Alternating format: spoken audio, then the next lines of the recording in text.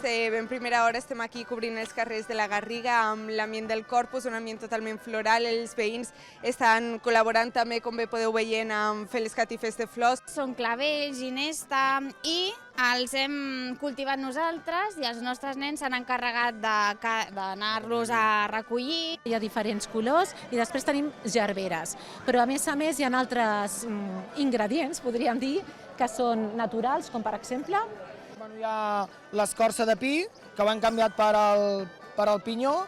I són els propis nens els que donen les idees.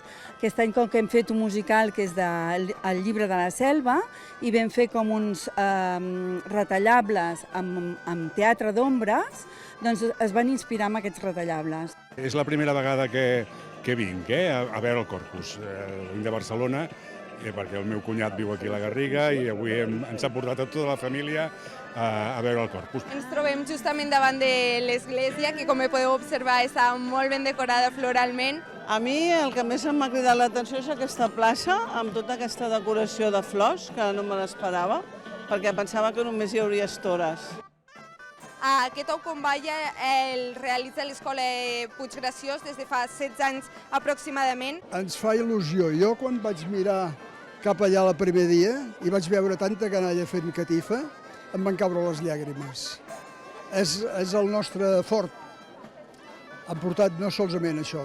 La canalla ha portat els mestres i han portat els seus pares i els seus pares, ells s'han fet grans i encara hi són.